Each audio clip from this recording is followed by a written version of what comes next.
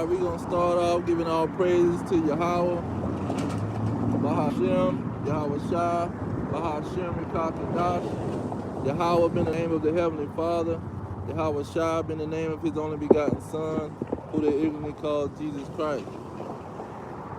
We're going to get into the topic of Yahweh Shai, so-called Black Messiah, coming to destroy America. Now, I want to start off with Isaiah 63. It's a major verse that they try to gaslight and act like he came for the nation of Edom, and he never did. It's Isaiah 63, starting at verse 1. It says, "Who is this that cometh from Edom with dyed garments from BOZRAH?" Now I always tell the story, BOZRAH, you got a BOZRAH, Connecticut. In BOZRAH, Connecticut, it was given because some Edomite walked up into the courtroom and he had on a red outfit. So they claim that that's why they named the place BOZRAH. But it's showing you how the Lord did that for a reason, because man's goings are of the Lord. He caused them to call that place BOZRAH, which is close to the Empire State, New York City. The New York is like the stronghold of America, like BOZRAH was the stronghold of Edom. It's Isaiah 63 in verse 1. It says, "Who is this that cometh from Edom with dyed garments from BOZRAH? This that is glorious in his apparel, traveling in the greatness of his strength, I that speak in righteousness, mighty to save." Now when you go into Revelation 19, it mirrors this account. Revelation 19, starting at verse, I'm going to start at verse 11. It says, "And I saw heaven open, and behold, a white horse, and he that sat upon him was called Faithful and True, and in righteousness he do judge and make war. His eyes were as a flame of fire, and his head were many crowns, and on his head was many crowns, and he had a name written that no man knew but he himself, and he was clothed with a vesture dipped in blood, and his name is called the Word of God." So this is the identical thing what happened in Isaiah 63. See, it says he was glorious in his apparel. And I get the next verse. Verse 2, it says, "Wherefore art thou red in your apparel?" See, his clothing was red. Okay. And then he says in verse 3, he says, "I have trodden the winepress alone, and of the people there was none with me, for I will tread them in my anger, and trample them in my fury, and their blood shall be sprinkled upon my garments, and I will stain all my raiment, for the day of vengeance is in my heart, and the year of my redeem is come." So you go back to Revelation 19, and he says 19 and 13, "And he was clothed with a vesture dipped in blood." See, this is why his clothes was dipped in blood, because he was in there coming for Edom. See, he's stomping them like grapes. And he says he's making war. Now, it started off saying in verse 11 that he was on the white horse. This is the person that's on the white horse. And I'm going to go to the climax. Let me go to the climax in verse 19. He says, "And I saw the beast." So this beast is talking about Edom. See, the situation haven't changed. The prophet Isaiah and Apostle John were seeing the same situation. They weren't seeing two different situations. It says, and I saw the beast, that's Edom and BOZRAH, Babylon the Great America. It says, and the kings of the earth and their armies gathered together to make war against him that sat on the horse and against his army. So they're going to be ready to fight Yahweh, and it's showing you who he coming for. Now we got another one. Let's get Jeremiah. Jeremiah 49, starting at verse 22. It says, behold, he shall come up and fly as the eagle. That's why we have a bald eagle as the national bird. And it's not just the national bird for America. Germany, Russia, all these so-called EU nations use that bird, the eagle. Now, it says, he shall come up and fly as an eagle and spread his wings over BOZRAH. And at that day shall the heart of the mighty men of Edom, see that's their military, be as the heart of a woman in her pain. This is the same thing in Luke 21 and 25, I think. Let's go to that. Luke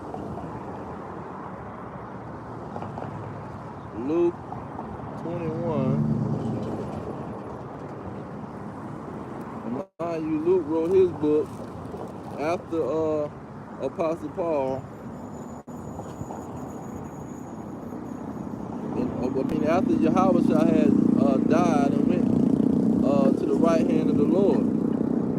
Now this is Luke 21 and 20. Let's start at 26. It says, men's heart fell in them for fear. See, that's the men of Edom. And for looking after those things which are coming on the earth. See, he coming to BOZRAH and Edom. It says, which are coming on the earth, for the powers of heaven shall be shaken. The powers of heaven is the nation of Edom. 27, it says, and then shall they see the Son of Man coming in a cloud with power and great glory. See, he's going to fly as an eagle coming into BOZRAH. This is how he coming and who he coming for. Because they want to gaslight these scriptures. Let me get Isaiah 66. Isaiah 66, starting at verse 15, it says, for behold, the Lord will come with fire and with his chariots like a whirlwind, to render his anger with fury and his rebukes with flames of fire. And see, those flames of fire is going to be those nuclear missiles also coming for Babylon. Verse 16, it says, for by fire and by his sword will the Lord plead with all flesh, and the slain of the Lord shall be many. So this is he going to be having blood on his garments, because that's representation of all these mighty men of Edom that he going to be slaying. See, and it named them specifically. So when you go into Habakkuk, let's get Habakkuk.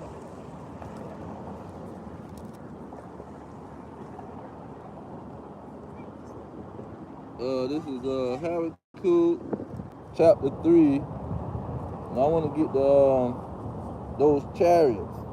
He says, his chariots shall come like a whirlwind.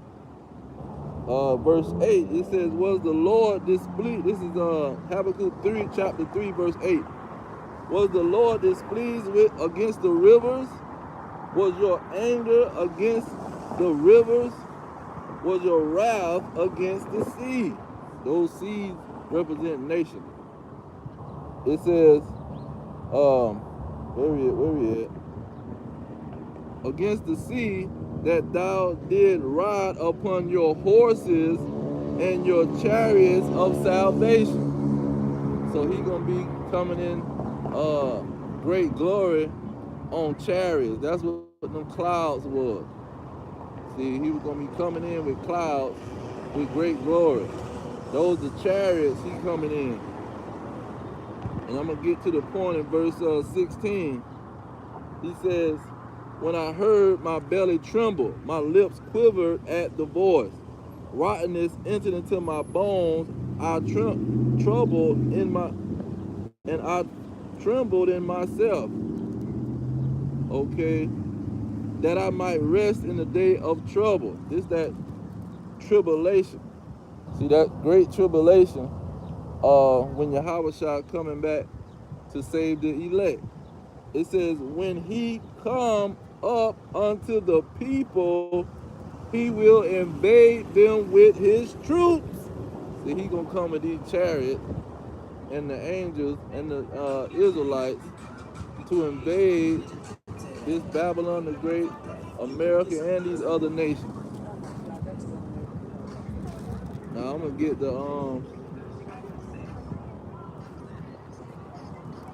how he's adding these Israelites into the fight.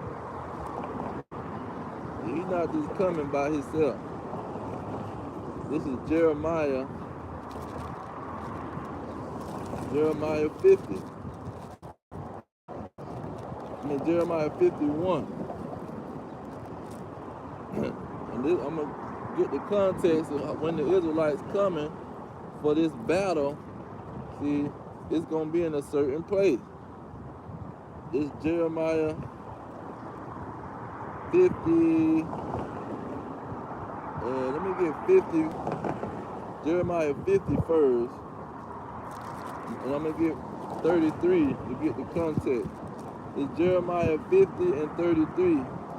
It says, thus says the Lord of hosts, the children of Israel and the children of Judah were oppressed together, and all that took them captives held them fast. They refused to let them go. So they're in a place, they're in Babylon, that refused to let them go. The northern kingdom and the southern kingdom. It's not talking about ancient Babylon, because the northern kingdom never went into ancient Babylon. They went to Assyria. They was already gone. Now, here go another one that backs that up. Verse 42 of Jeremiah 50. It says, they shall hold the bow and the lance. They are cruel and will not show mercy. Their voice shall roar like the sea, and they shall ride upon horses. Every one put in array like a man to the battle against you, O daughter of Babylon. So this is talking about the daughter of Babylon, not ancient Babylon. See, a daughter is something that comes after the parent. Now, when you go into 51, you're still talking about Babylon. Verse 1, it says, it's Jeremiah 51 and verse 1. Thus says the Lord, behold, I will raise up against Babylon and against them that dwell in the midst of them that rise up against me a destroying wind. See, that's them nuclear missiles hitting Babylon the Great, and all you're gonna see is fire and wind. Now, so this is the context. Babylon being destroyed. Now you jump down to verse 20. This is Jeremiah 51 and 20. It says, thou art my battle axe and weapons of war. Talking about the Israelites. He says, for with thee will I break in pieces the nations, and with thee will I destroy kingdom. See, the kingdom of Edom, the kingdom of the Edomites, which is the EU, NATO, the so-called white man, the American military. See, these are the people he coming for. It says, with thee will I destroy kingdoms, and with thee will I break in pieces the horse and his rider, and with thee will I break in pieces the chariot and his rider. So he's going to be destroying their military. He going to use who? The Israelites. They going to be his weapons of war. Let's get that Ezekiel. He going to the hardcore scriptures to show how prophecy tells you that Babylon the Great is the target for Yahweh. He's not coming to bless America. See, he's talking about God bless America. That ain't what he coming to do. He coming to destroy this wicked kingdom. And I'm going to get that one next. This is Ezekiel 25, starting at verse 14. It says, and I will lay my vengeance upon Edom. See, this is what he said in Isaiah 63. He gonna lay his vengeance on Edom, the Edomites. It says, by the hand of my people Israel.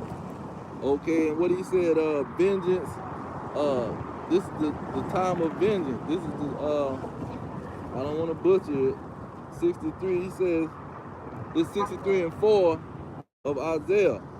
For the day of vengeance is in my heart. So he showing you who this vengeance is going to be going on to in Ezekiel.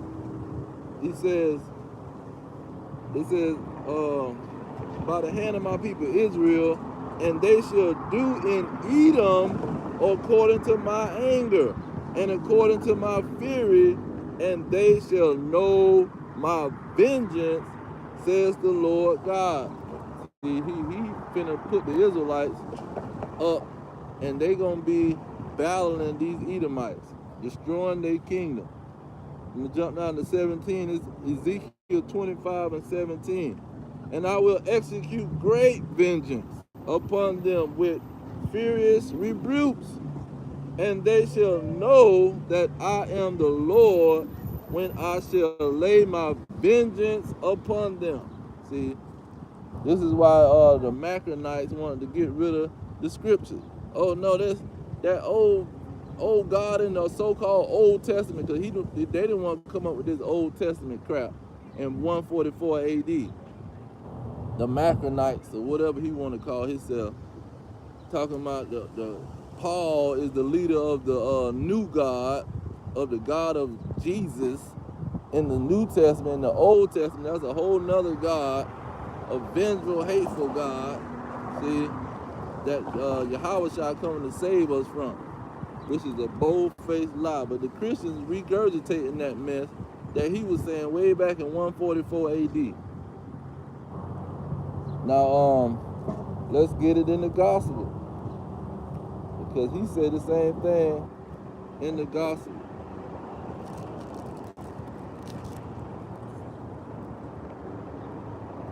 This is let me get it in Luke chapter 4, because they show how it's in the so-called New Testament and ain't nothing changed. Luke chapter 4. What did he say he gonna come and do? What's the good news according to Yahweh, not according to these Christian churches, man, the Catholic, the Pope, not according to these people with false doctrine. This is Luke chapter 4. Luke chapter 4, start at verse 17. He says, and there was delivered unto him the book of the prophet Isaiah. And when he opened the book, he found the place where it was written. So Yahweh went straight to Isaiah 61. He letting you know This is what the Spirit of the Lord is causing him to do. Now let's go to Isaiah 61, but I want to get right to the point and read verse 2. It says, to proclaim the acceptable year of the Lord and the day of vengeance of our God, to comfort all them that mourn, to appoint unto them that mourn in Zion. So he's not coming just for some believers, man. He's trying to bring vengeance for the nation of Israel, man. Because they was trying to fight the Israelites and their God. It wasn't just, we gonna fight their God. See, we just gonna fight them. We don't like them people over there. No, they trying to fight them and their God. Like, what was it? The movie, what's the man name? The House of David, the little TV show they brought up, and they show how Goliath was out there taunting the Israelites. Where's the mighty men of Israel? Where y'all at? Come on out and fight me. See, he taunting everybody, and he said, y'all God ain't gonna save y'all from me. Now, let's get some more on this vengeance. And I'm thinking in Luke, it talked about something. Luke 21.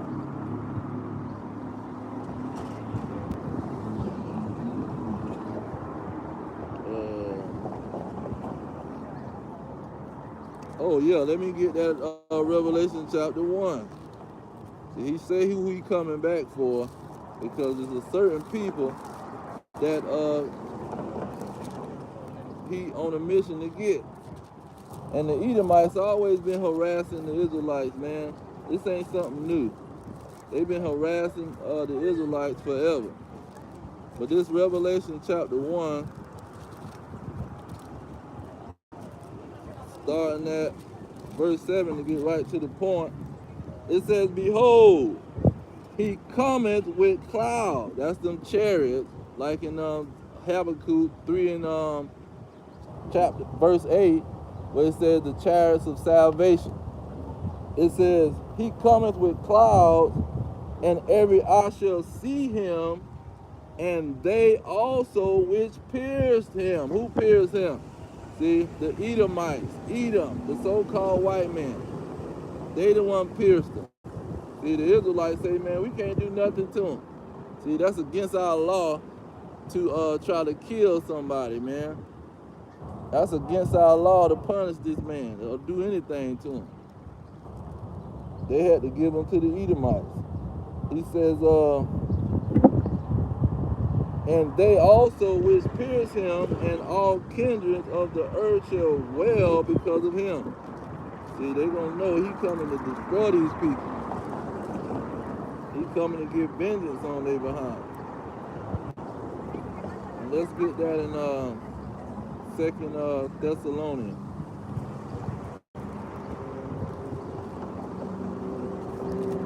2 Thessalonians chapter 1. This is 2 Thessalonians, the first chapter, verse 6. It says,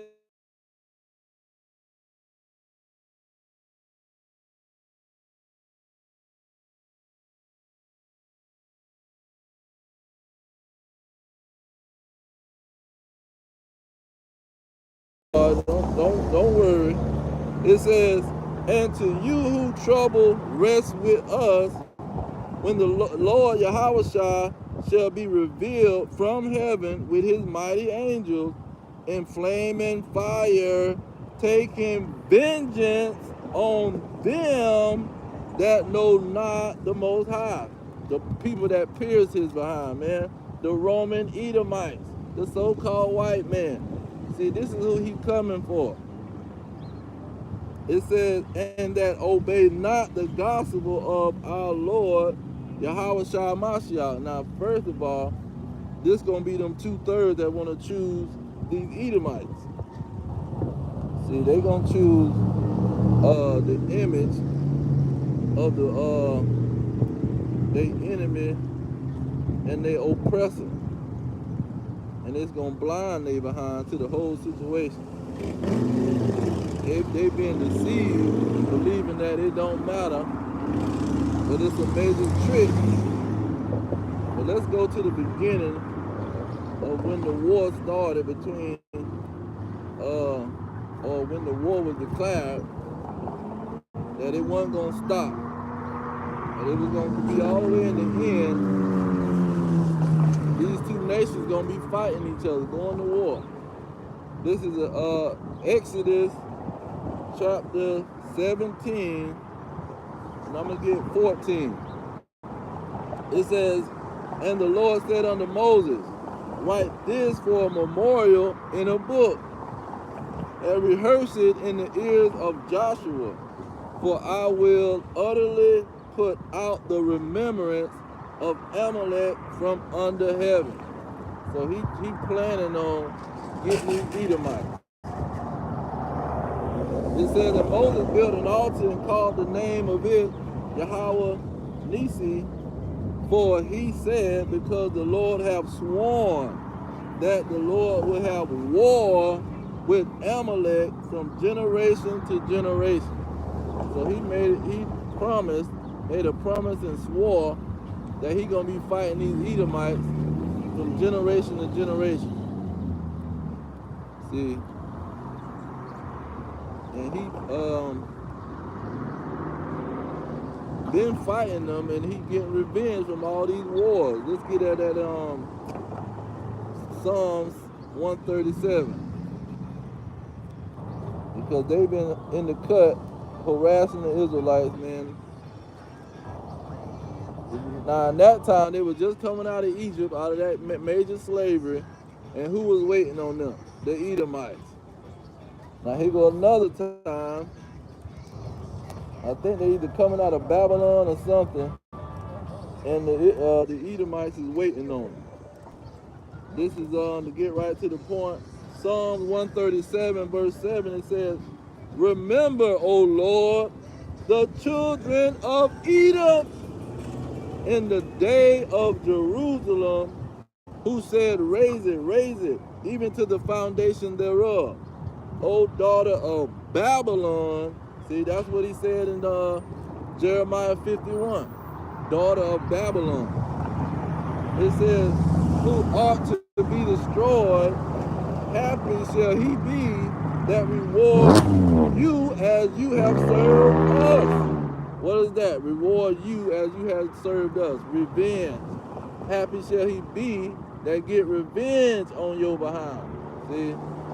Revenge for the slavery and the atrocity that these people is putting on the Israelites.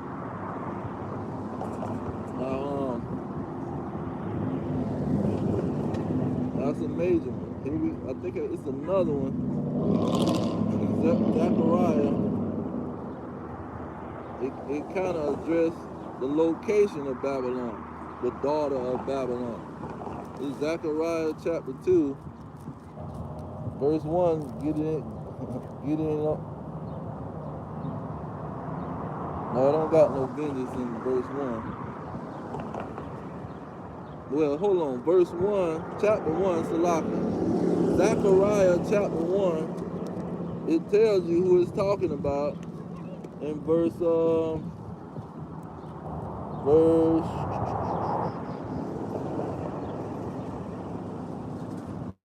8. It says, and I saw by night, and behold, it's Zechariah 1 and 8. I saw by night, and behold, a man riding upon a red horse. See, Edom means red. So that horse is talking about the nation of Edom. And horse means power or rulership. It says, a man riding upon a red horse, and he stood among the myrtle trees that were in the bottom. See, Negroes is at the bottom. It says, and beneath him there were red horses, speckled and white. See, they got speckles on their face, and they white, and they red. See, it describes the people. So when you jump over to Zechariah chapter 2, verse 7, well, verse 6, it says, ho, ho, come forth and flee from the land of the north.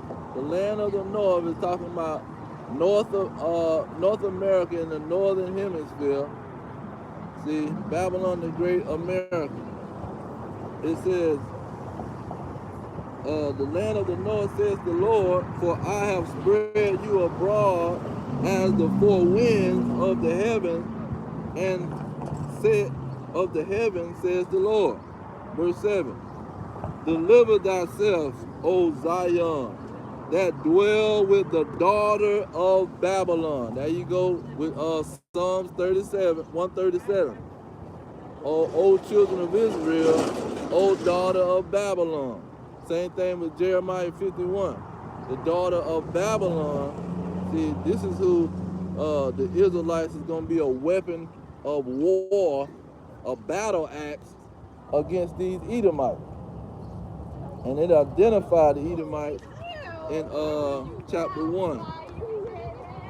Now, let me get Joel.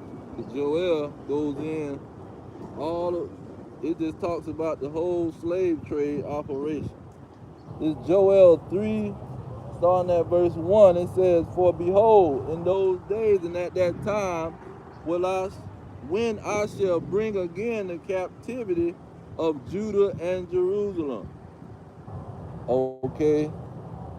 He says, I will also gather all nations and will bring them down into the valley of Jehoshaphat, and will plead with them there for my people and for my heritage Israel.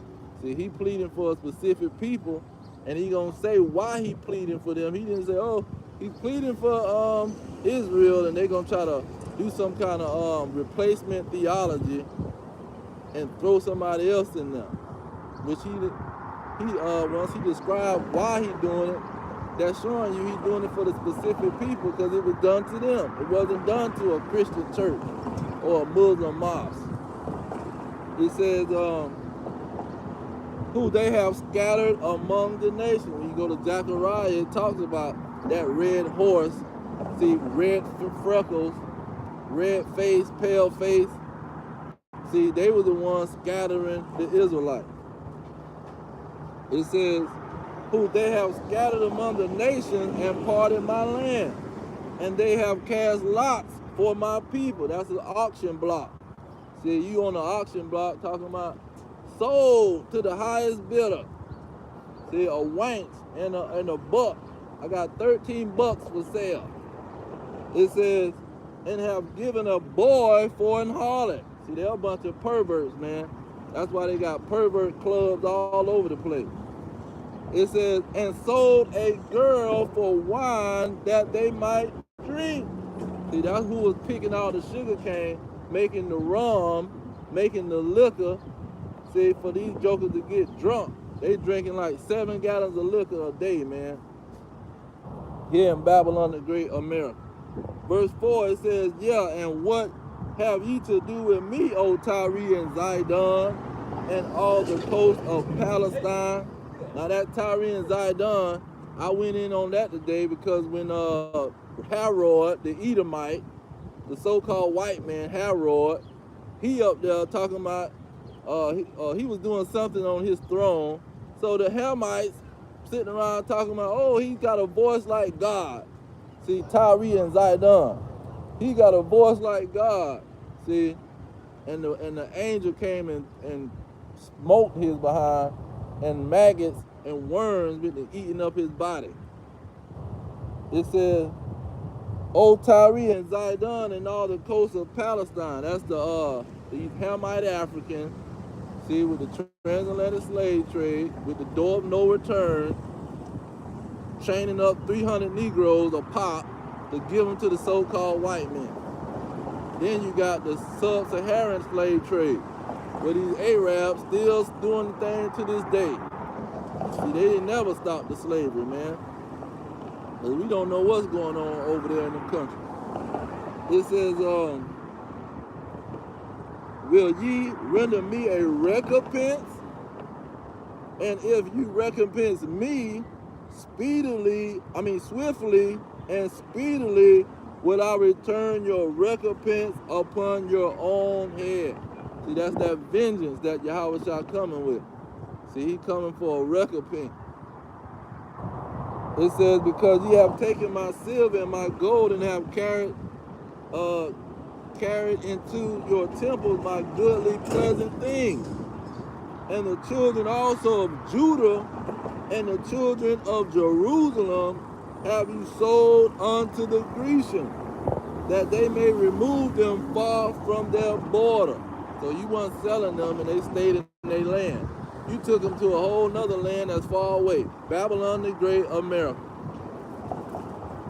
It says, behold, I will raise them out of the place whither you have sold them, and will return your recompense upon your own head. So that's going to be vengeance. Now, who are these Grecians he's talking about? He identified them in verse 19.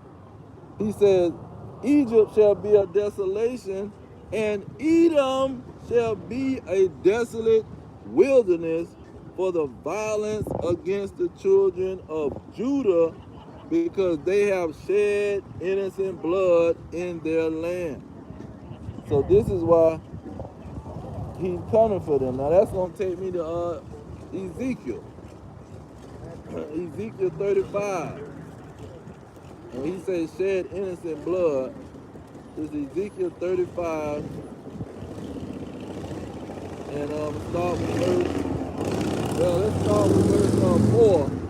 Because this is about Yahweh coming to get revenge on these Babylonian Americans, which are from the nation of Edom. It says, verse 4, I will lay your cities waste, and you shall be desolate, and you shall know that I am the Lord. So any city that these Edomites got, we're going to lay it waste. And Babylon is one of their greatest cities. That's why it's called it BOZRAH. And I'm going to get Isaiah 34 to show how we're going to lay it waste. But verse 5 in Ezekiel 35, it says, because you have had a perpetual hatred, that's an everlasting hatred. It says, and have shed the blood of the children of Israel by the force of the sword in the time of their calamity, in the time that their iniquity had an end. So he gonna get revenge because of what they was doing, shedding the blood of the Israelites. Verse 6, it says, therefore, as I live, now this is one of the reasons his blood, these Edomites' blood is going to be on his garments. It says, therefore, as I live, this is Ezekiel 35 and 6, I will prepare unto thee blood, and blood shall pursue thee. Since thou have not hated blood, even blood shall pursue thee. Thus will I make Mount Seir most desolate. See, seeing how he gonna come for Edom and coming for BOZRAH. Now let's get this Isaiah 34. Because he gonna show you how he gonna destroy their cities. This Isaiah 34, I'm gonna start with verse 2. It says, for the indignation of the Lord is upon all nations, and his fury upon all their armies. Now, I heard one of these guys, he's talking about, it looks like he's from one of the Arab nations. He say they keep talking about this democracy and peace, but they selling everybody weapons. They creating weapons and selling them to everybody, arming all these nations, talking about they want some peace, to make some peace, man. It says, he have utterly destroyed them, he have delivered them to the slaughter. Okay, and this is how he gonna destroy Babylon the Great, America. I'm gonna start with verse, I get verse 3, go into that blood that's gonna be on his garments when he comes to Babylon the Great, America. It says, their slain also shall be cast out, and their stink shall come up out of their carcasses, and the mountains shall be melted with their blood. See? And all the hosts, and that host goes for armies. That's why it's Lord of hosts or Lord of armies. And all their hosts or armies of heaven shall be dissolved, and the heavens shall be rolled together as a scroll, and all their hosts shall fall down. Now, when you go into Revelation 6, that host can also mean angels, and it can mean their army. It says, all their hosts shall fall down as a leaf falleth off from the vine, and as a fallen fig from off the fig tree. Verse 5. It says, for my sword shall be bathed in heaven. That sword represents a weapon, a nuclear weapon. It says, behold, it shall come down. See, that weapon is going to come down. It shall come down upon Idumea. See, Idumea is Edom, BOZRAH, the so-called white man. It says, upon Idumea and upon the people of my curse to judgment. See, he gonna judge they stinking behind. See, verse 6, it says, the sword of the Lord is filled with blood. It is made fat with fatness, and with the blood of lambs and goats, with the fat of the kidneys of rams. For the Lord have a sacrifice in BOZRAH, that's America, and a great slaughter in the land of Idumea. See, he have a great slaughter here in Babylon the Great, America. And this going along with that Luke, talking about vengeance. It's going along with 61 of Isaiah, talking about vengeance, 63. See, all of these saying the same thing. Revelation 19, see, he getting vengeance on these nations, and mainly Edom, Idumea. I'm going to jump down to verse 8 to get to the point. It says, for it is the day of the Lord's vengeance. This is Isaiah 34, verse 8. For it is the day of the Lord's vengeance, and the year of recompense for the controversy of Zion. See, the blood that they've been shedding when the Israelites was in captivity.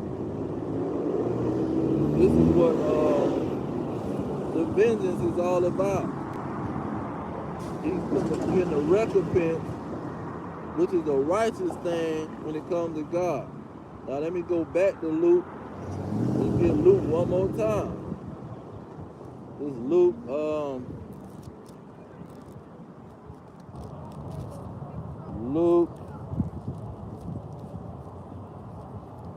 let's start at let me start at the beginning. This is Luke 18, Luke chapter 18.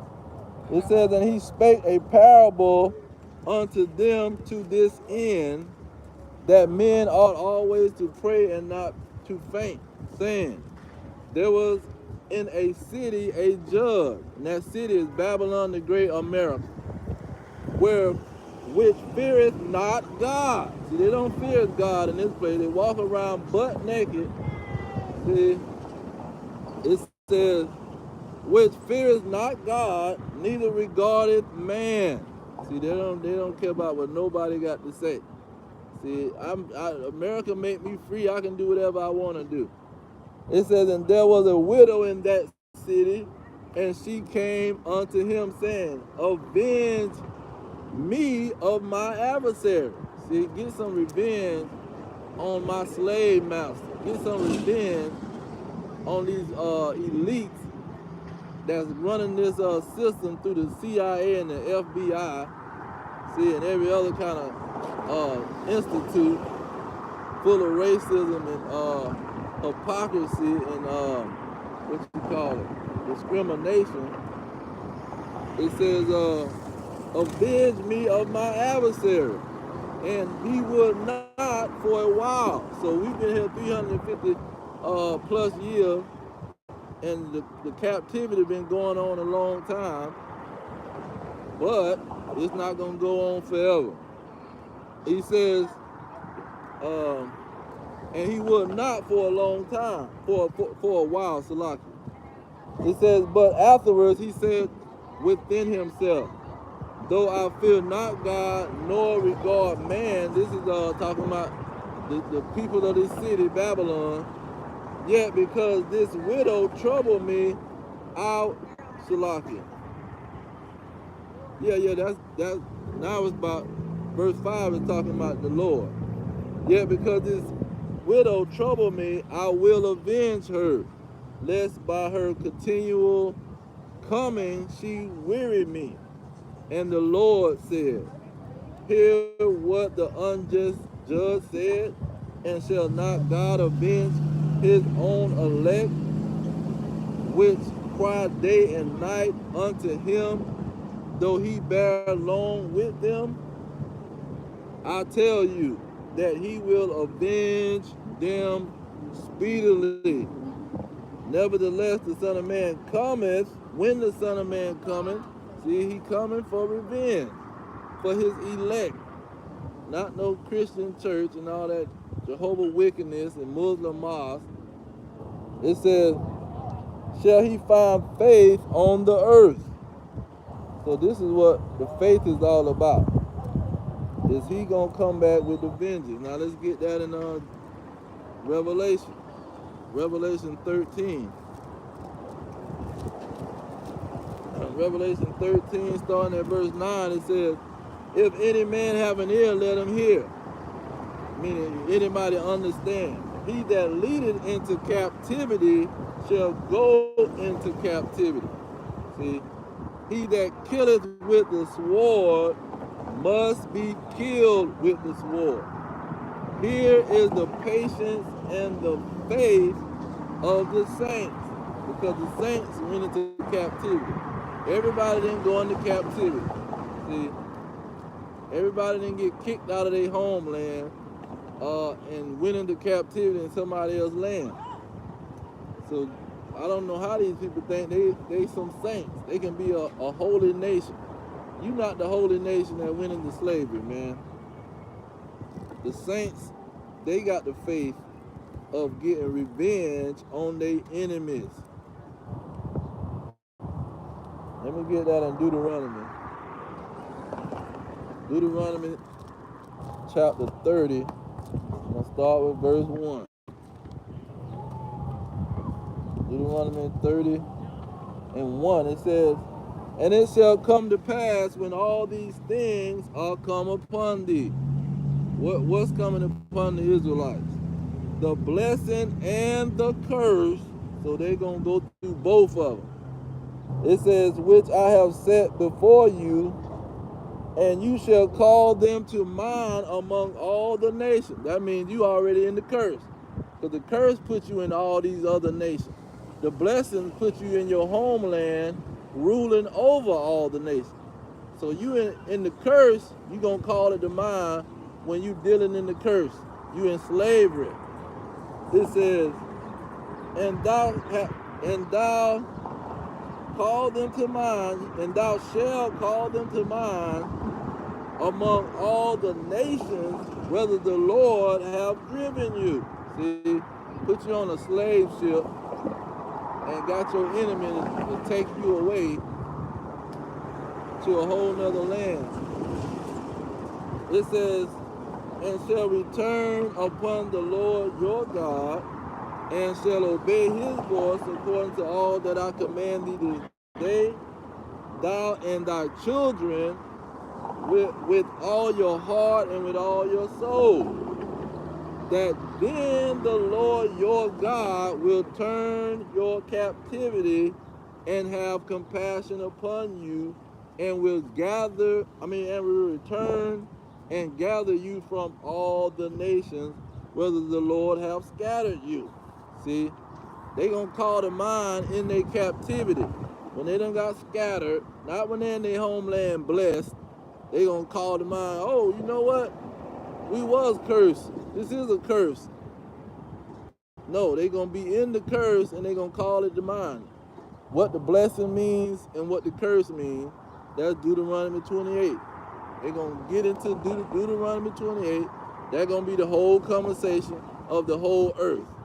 Everybody analyzing Deuteronomy 28.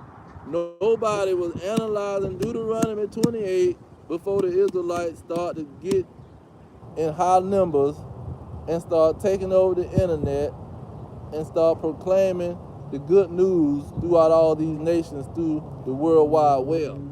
See, you never heard a Christian running his mouth about Deuteronomy 28. So it's not talking, they can't replace no Israelites. And they the leaders. They making the freaking Christian dogma. They got the theologian schools and they done broke everything now. You got to go to their school and learn from them. See, you know it's a lie. Say, we got to learn from you and you the slave master? Come on, man. So they gonna call it a mine in the land of their captivity. Let's get that well, let's get into Acts first. Peter said this is what the prophets was talking about. This is Acts chapter 2, starting at Acts chapter 2, verse 14. It says, but Peter, standing up with the 11, lifted up his voice and said unto them, ye men of Judea. See, wasn't no proselytes like the Jehovah Witnesses say. It was the men of Judea. It says, and all ye that dwell at Jerusalem, be this known unto you and hearken to my words. Jump down to 16.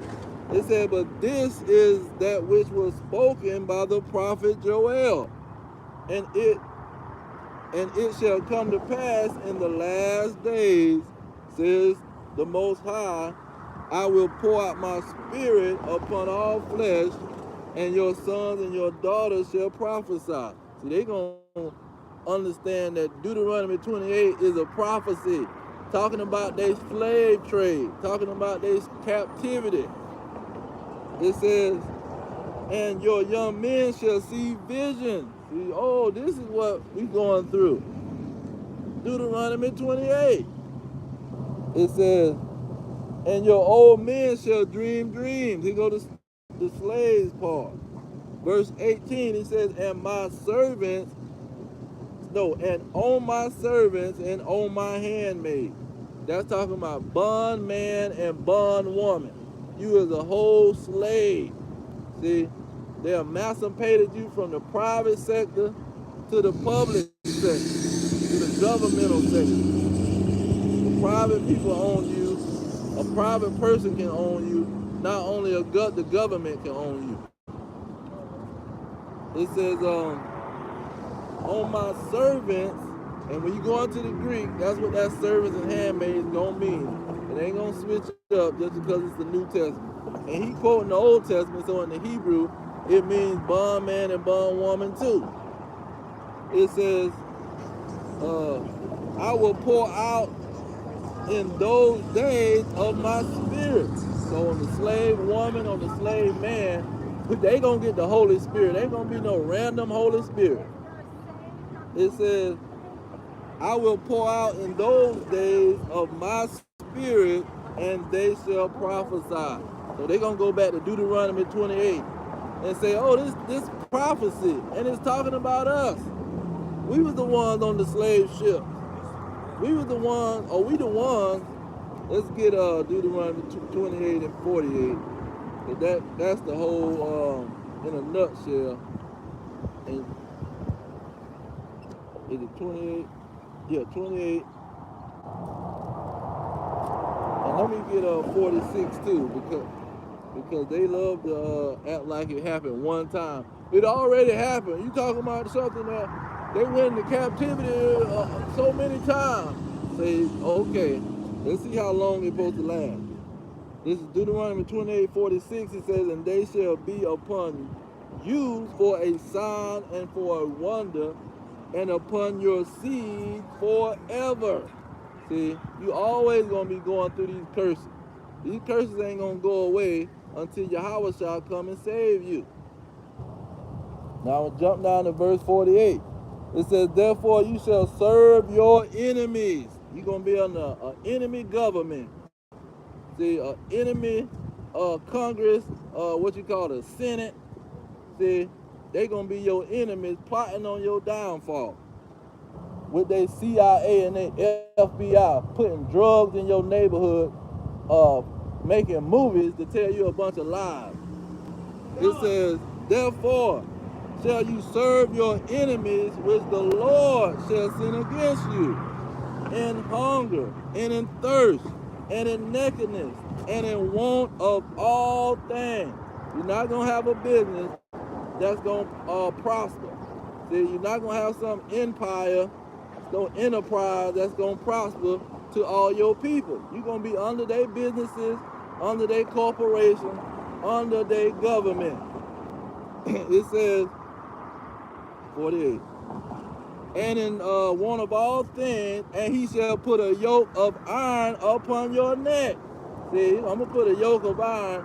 You want to be stiff-necked and don't want to listen, guess what? He going to put a yoke of iron on your neck with some bells on it. So you try to run off that plantation, he going to hear you from a mile away. It says, until he have destroyed thee. See, and you ain't going to remember. You're not going to remember your identity. See, because I'm going to get him to tell you all kind of lies. He going to put up white Jesus, and you ain't going to know who you was. See, we going to hide all the records under the Vatican, in the, what do you call them things, catacomb. Under the catacomb, we going to hide all the pictures. See, Putin just brought out the picture. He brought the picture on the scene. He said, I got something for these Americans. I'll bring out the pictures on y'all behind and show it that these Israelites was a bunch of Negroes. It's, what is it, 48?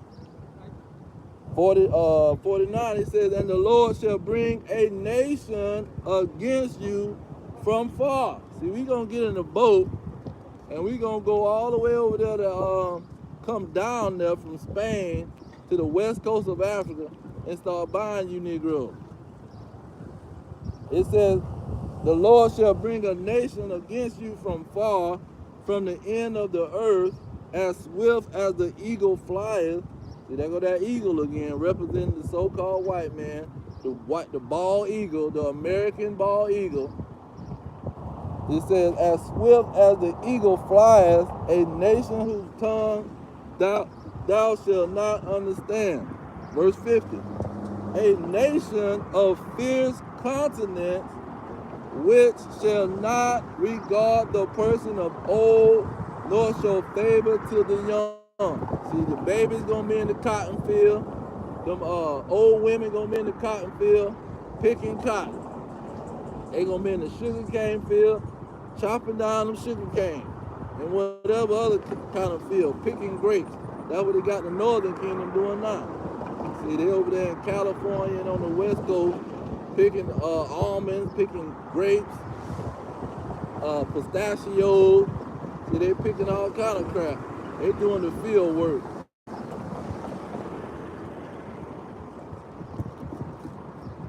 And let me get some of the hardcore since we get into these curses. 16 and 17, which is the foundation. They make it real plain. The Deuteronomy 28 and 16, it says, cursed shall thou be in the city. You're going to be in the project, in the dope bowl, as we call it. You're going to be in the hood, the ghetto. It says, cursed shall thou be in the field. You're going to be in the cotton field, the sugar cane field, the tobacco field, the straw field, the pecan field. See, you're going to be in the janitors, the low end jobs throughout your whole captivity. 2025, the captivity about over. It don't matter what you're doing now. But it's forever, so it's going down right now. That's where them Negroes is. It says, verse 17, Curse shall be your basket in your store. Like I was saying earlier, you don't got no stores that you finna go to. Just like they had all these hair stores and these hair products, beauty supply stores pop up. They talking about, oh, the women is starting to get businesses and stuff. They careers is shooting to the rocket. What Trump say? Okay, we gonna have a war with China and everybody gotta shut the business down. Now a bunch of Negroes can't gotta shut their business down and can't sell no beauty products. See? Because they got control over the situation. You ain't got no business, man. You just supplying, you just paying taxes. You just helping this man pay some taxes. Or get some tax money from your behind. It says, curse shall be your basket. That's your banking account. Like you got to go to them. Let me get 44. You got to go to them to get a banking account. That's why Kanye West, we can shut your banking account now, Kanye. We don't care if you got $1 billion or not. Oh, you got $1 billion, huh? Okay. This is verse 48, Deuteronomy 28. It says, he shall lend to you, and you shall not lend to him. So you're not going to open up no bank. And all these talking about it's a black bank, that's a black lie. They got 51% of shares in a corporation. You ain't got no ownership of nothing, man. They just saying that the Negroes in that situation is over 50%. That's all they saying. Ain't no freaking black bank. Now, and then it got Esau face on it. That's why Yahweh shall say, who image is on the money? And that was a major statement when he said that. Who image is on this money, man? While y'all talking all this stuff about taxes, who image is on the darn money? See, it ain't you. It ain't you Israelites in the ghetto talking about you got a business and you got $1 billion. You $1 billion lie. His face on the money. How you gonna have $1 billion? And let me see if I can find that verse. Cause that was one of the major verses. How should I say, man, y'all talking all this noise, but look at the money. Yeah, I don't think I'm gonna be able to find out. Now, let me go into this vengeance situation still, because Yahweh shall coming for these Americans. This is Daniel chapter 2, verse 44. He says, in the days of these kings, see, in the days of these people that's ruling with their face on the money, see, with their face on the dollar, they running the bank, the Federal Reserve. See, in 1913, all of them gonna get together and say, okay, we're gonna get this Federal Reserve and run the whole world through that. That's why you got a global dollar, a global currency, a petrodollar. He says, in the days of these kings shall the God of heaven set up a kingdom. So while they in rulership, we coming for they behind. It says, which shall never be destroyed, and the kingdom shall not be left to other people. And nobody else gonna get this kingdom. They're not gonna join a Christian church and say, you know what, we ruling right now, but we gonna rule again with y'all. No, you're not gonna rule with us. It says, and the kingdom shall not be left to other people, but it shall break in pieces and consume all these kingdoms, and it shall stand forever. So all these government is gonna get ruled over by the Israelites. They not gonna get no kingdom, man. Now, let's get it in Daniel chapter 7. Daniel chapter 7 and verse where is it? Verse 14. It says, and there was given him dominion and glory and a kingdom, that all the people, nations, and tongues should serve him. His dominion is an everlasting dominion, which shall not pass away, and his kingdom that which shall not be destroyed. So is he just gonna get the kingdom by himself? No. Verse 18. But the saints of the Most High shall take the kingdom. So he gonna get the kingdom and the saints. And his people. Not going to no freaking church. A bunch of church folks. You go to Jehovah Witness church. Jehovah Witness got a whole bunch of white folks up there talking about they the 144,000. You a lie, man. It says, verse 18, shall take the kingdom and possess the kingdom forever, even forever and ever. Let's get these saints real quick. Let's get who the saints are and how they gonna take this kingdom. This is Psalm 149, verse 1. It says, praise ye the Lord, sing unto the Lord a new song, and his praise in the congregation of saints. Who is these saints? Let Israel rejoice in him that made him. Let the children of Zion be joyful in their king. That's who the saints are. The saints ain't some religious people, man. It says, I'm going to jump now to the point. It says, verse 5, let the saints be joyful in glory. Because see, they're going to take the kingdom. They gonna be his weapons of war. They battle axes, destroying Babylon the Great America. It says, let them sing aloud upon their bed. Let the high praises of the Most High be in their mouth, and a two-edged sword in their hand, to execute vengeance upon the heathen. See how the heathen gonna go to church talking about, I've got faith, shut up. He gonna put vengeance on you and your whole nation.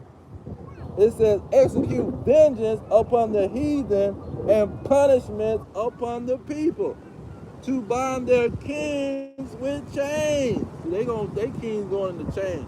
They're not gonna be able to join a church.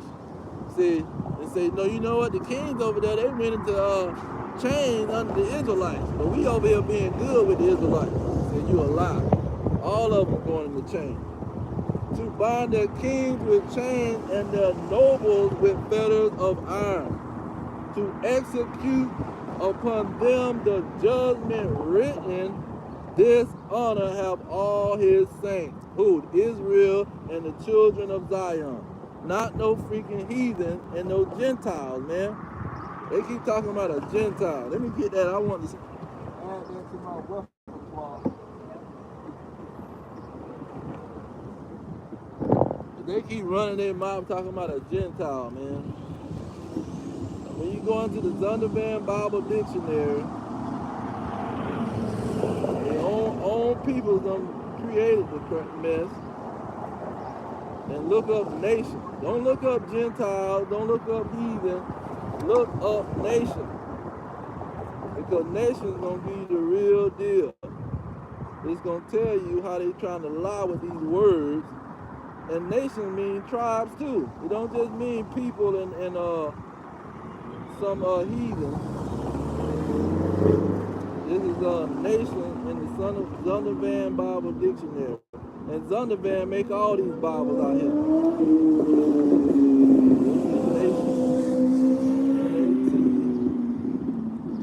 Here we go. It says nation. Usually means Gentiles and heathen, but a few times refers to the Israelites. So a few times it refers to the Israelites. Let me read that again. It says nation. Usually means Gentiles and heathen, and a few times refers to the Israelites. So they already know, and that's the beginning of the definition too. Because they know that's the main part of the definition. That it refers to Israelites, and they don't want you to know that it refers to the Israelites. They want to just make you think that Gentile just means non-Israelite off the rip. As soon as they say it, He went to the Jew and the Gentile. And what happened to the other tribe? Jew ain't but one tribe, man. Jew is one tribe, and they talking about these other nations over the other tribe. So Issachar is gone, and they gonna let some heathens come in there. You a heathen and a Gentile lie. And I'm gonna get that tribe too in Acts. Where's that? Acts 10 and 22.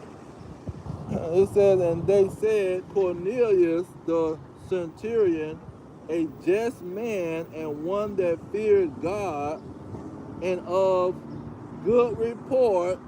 See, why would he have a good report with the Israelites? And Peter said, I don't even deal with these people, man. It says, a good report among all the nations of the Jews. See what that word nation means? Ethnos.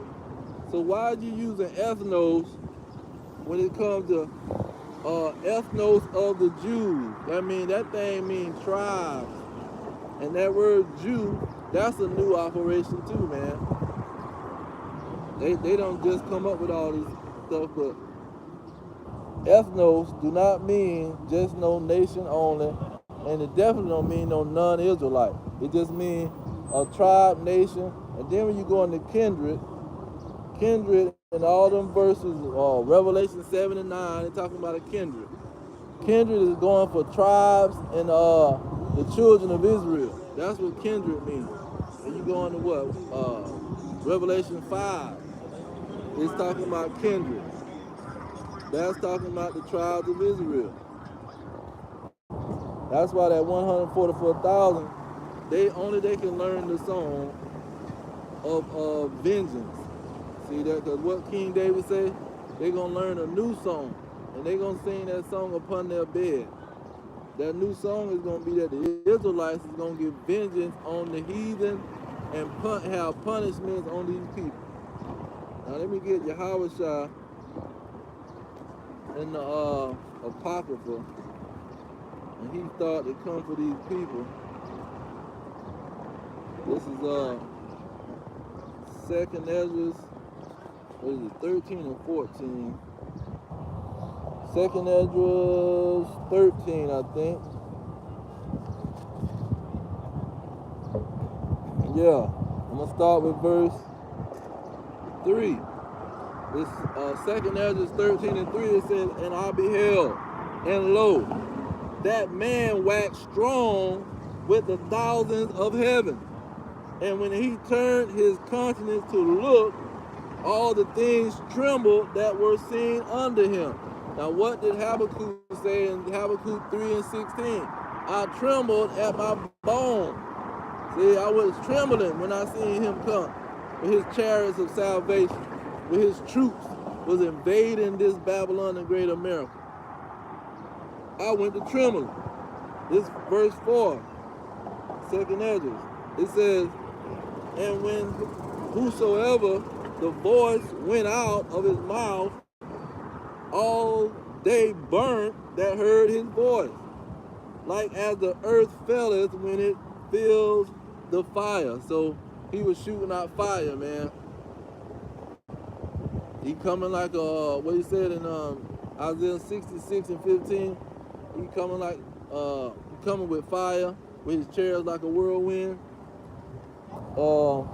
Verse 5, it says, and after this I behold, and lo, there was gathered together a multitude of men out of number from the four winds of heaven to subdue the man that came out of the sea.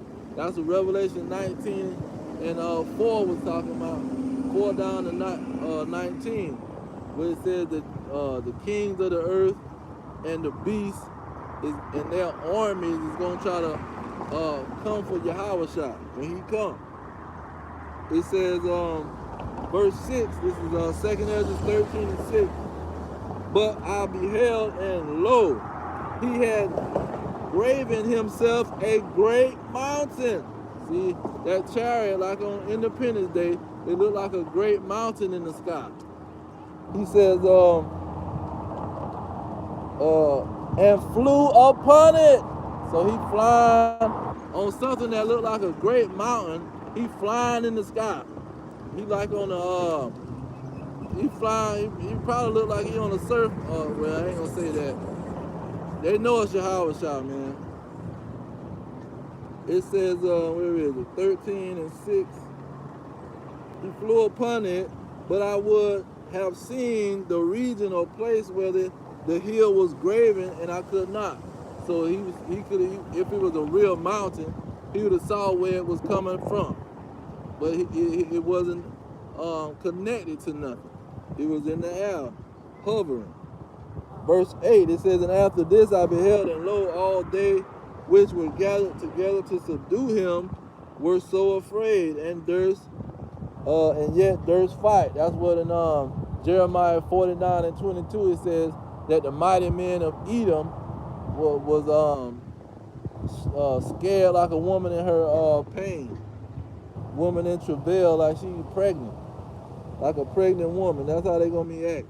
Verse 9 it says, and lo, as he saw the violence of the multitude that came, he neither lifted up his hand nor his sword nor any instrument of war. So he was shooting straight fire at Abraham.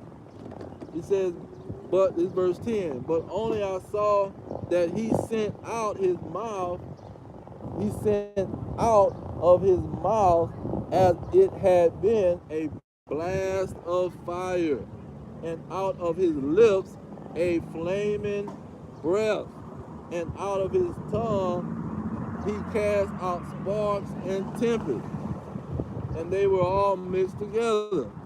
The blast of fire, the flaming breath, the great tempest, and fell with violence upon the multitude which were prepared to fight, and burnt them up every one. So this is how Babylon was described to go down. Now I'm going to start with Revelation 18 and 18. It says, and cried when they saw the smoke of her burning, saying, what city is like unto this great city? Okay. So what city is like Babylon the Great America? You're not going to find one. Jump down to verse 21. It says, a mighty angel took up a stone like a great millstone and cast it into the sea, saying, thus with violence shall that great city Babylon be thrown down, and shall be found no more at all. So when they say here in 2nd Ezra 13 and 11, it says, and they were all mixed together, the blast of fire, the flaming breath, and the great tempest, and fell with violence upon the multitude which were prepared to fight, and burnt them up every one. So Yahweh shall come with those chariots, and he's gonna be shooting lasers and fire at they behind, man. Now let's see here.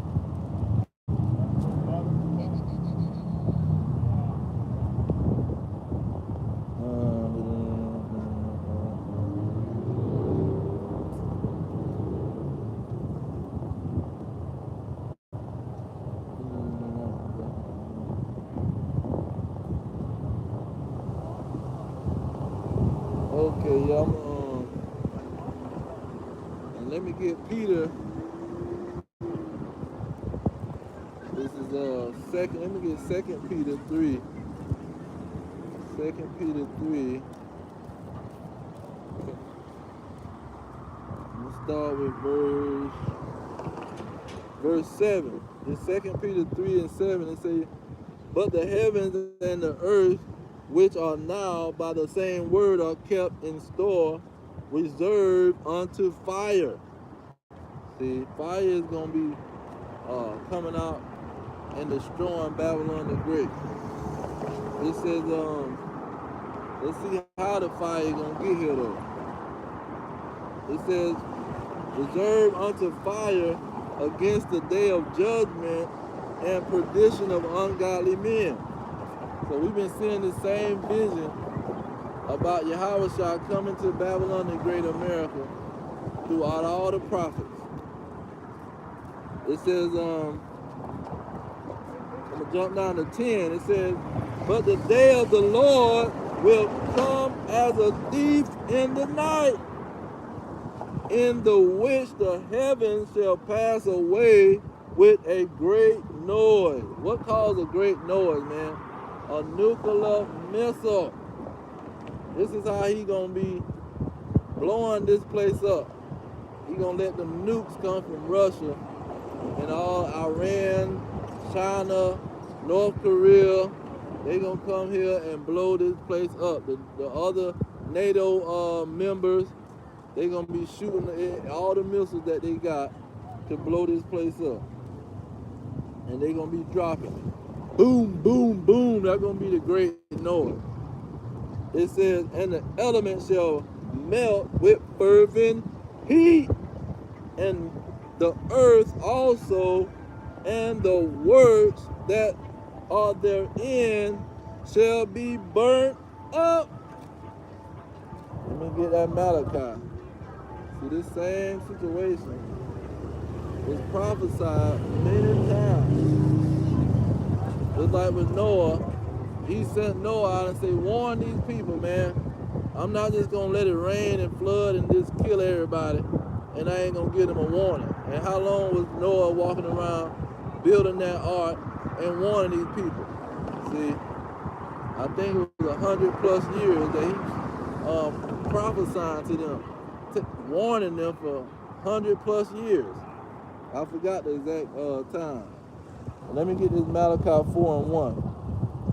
It says, for behold, the day cometh that shall burn as an oven, and all the proud, and all that do wickedly, all that say, we ain't got to keep no laws.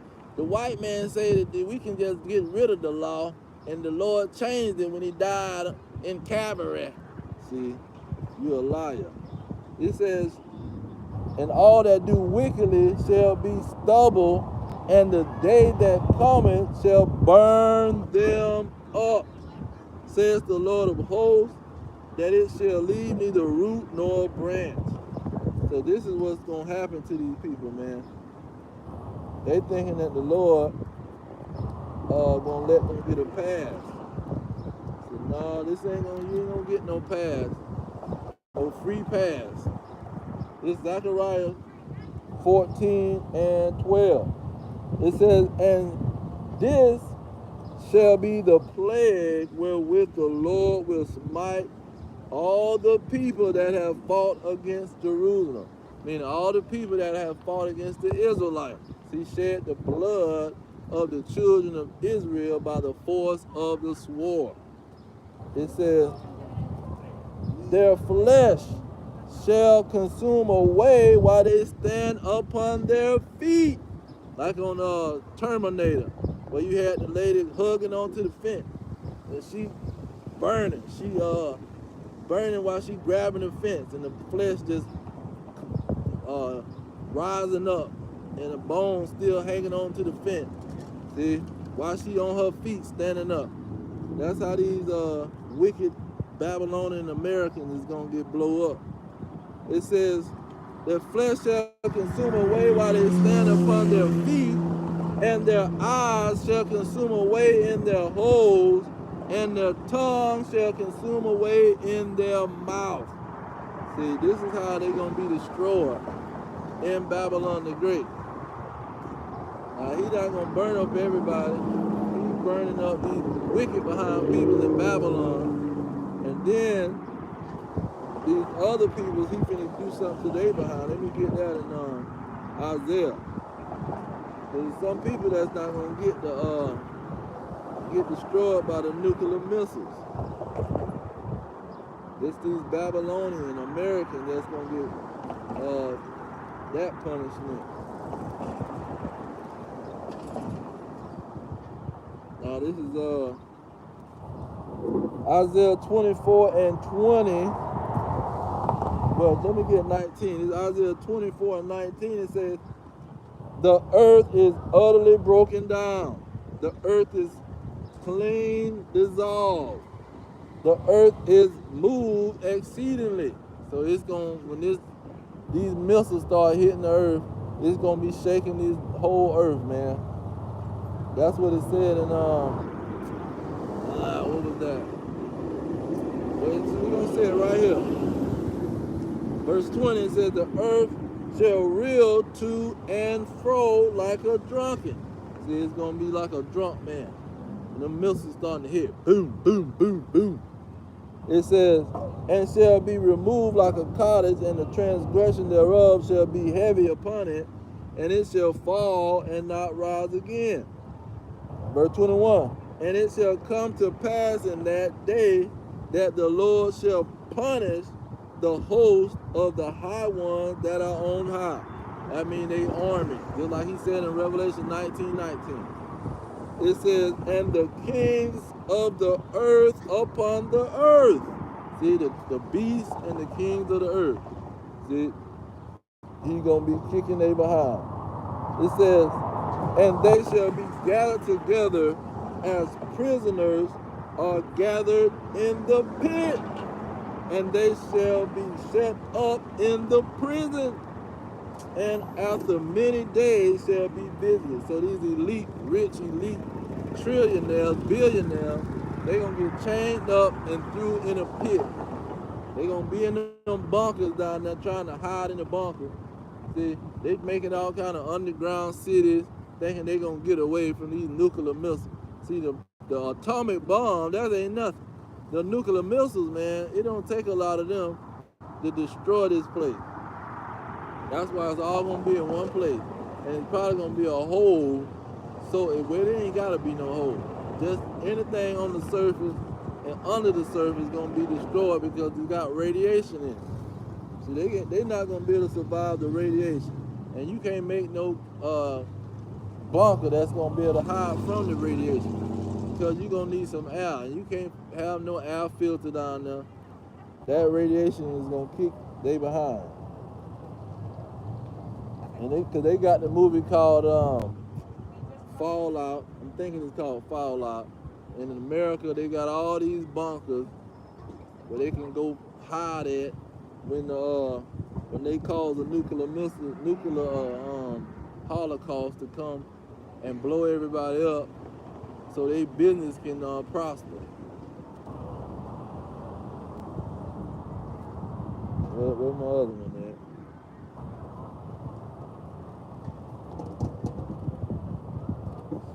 Oh, let me get that in the Apocrypha. The spirits created for vengeance. See, the nuclear missiles is created for vengeance. That's why he got these missiles that you ain't gonna be able to run and hide nowhere. This is 39. Ecclesiasticus in the Apocrypha, chapter 39, starting at verse 28, it says, there be spirits that are created for vengeance, which in their fury lay on sore strokes. In the time of destruction they pour out their force, and appease the wrath of him that made them. 29, fire. See, he gonna bring that fire on these folks, and they ain't gonna be able to hide.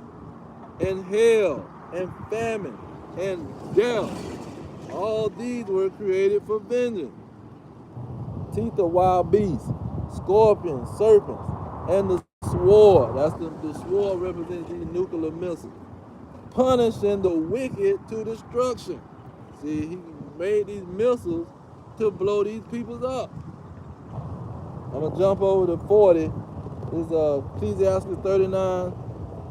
Ecclesiastes chapter 40, verse 9.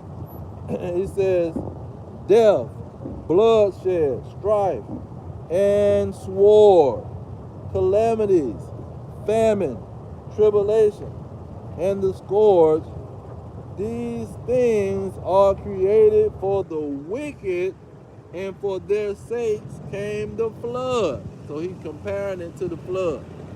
So that's what he did with Noah.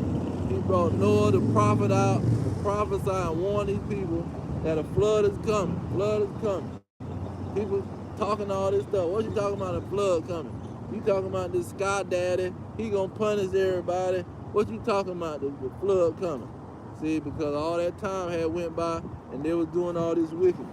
Let me get that in Ecclesiastes with King Solomon. All they saying, oh man, you talking about all this, we gonna get punished and the Lord gonna punish us. You talking crazy. See, this is what they saying now. Oh, y'all talking about this sky daddy gonna punish somebody. Okay, y'all done lost your mind. This is Ecclesiastes 8 and verse 11. It says, because sentence against an evil work is not executed expediently. See, it ain't happen real fast. So they're saying, hey man, who is these people talking this stuff? Therefore the heart of the sons of men is fully set in them to do evil. See, what you talking about? Keep the laws of God. I ain't been keeping no laws and he ain't done nothing to me yet. See, this is what a wicked behind Negro will say. It says, verse 12, though a sinner do evil 100 times and his days be prolonged, yet surely I know that it shall be well with them that fear God, which fear before him. But it shall not be well with the wicked, neither shall he prolong his days, which are as a shadow, because he fears not before God. They don't fear God, so they're thinking that they ain't gonna get punished, man. He's thinking they're gonna get a pass.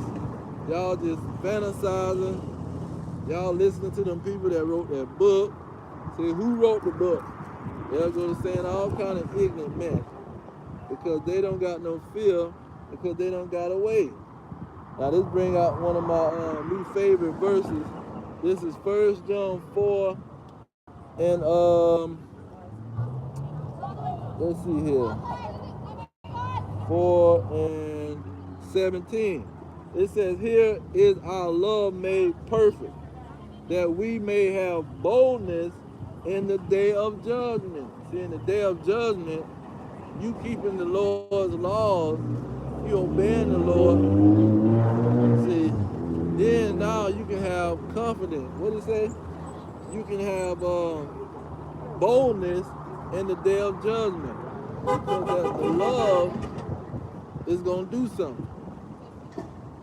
And you got to understand love, but this gives you the understanding. It says, because as he is, so are we in this world. There is no fear in love, but perfect love casts out fear. See, when you keeping the Lord's law on the level that he wants you to keep it, see, then it casts out the fear of judgment. But when you ain't keeping them laws and you ain't you disobeying him, when the judgment day come, you gonna be scared as I don't know what. It says, this verse 18, 1 John 4 and 18. There is no fear in love, but perfect love casts out fear, because fear hath torment. He that feareth is not made perfect in love. So you in fear, you fearing you finna get tormented. And why are you fearing you gonna get tormented? Because you being disobedient. See, you being disobedient and hard-headed. So when the punishment comes, you scared to death. And you always wishing and hoping that you ain't finna get your behind kicked. And the Lord ain't gonna give you no pass. This Nahum chapter 1, starting with verse 2. It says, the Most High is jealous, and the Lord revengeth. The Lord revenge and is furious. The Lord will take vengeance on his adversaries, and he's reserved wrath for his enemies. The Lord is slow to anger and great in power, and will not at all acquit the wicked. See, he's not going to give you no pass. See, oh, you know what? I'm going to give you a pass. Wicked, if people been wicked all this time, because they'll go talking about this black, what is it, what they're saying? Man, black fatigue. They saying they tired of black people talking about the revenge that they supposed to get on their behind. See, the revenge that the Lord gonna give them. See, and why they need revenge, why they want revenge for the blood of their people. They tired of hearing it. When y'all gonna leave it alone?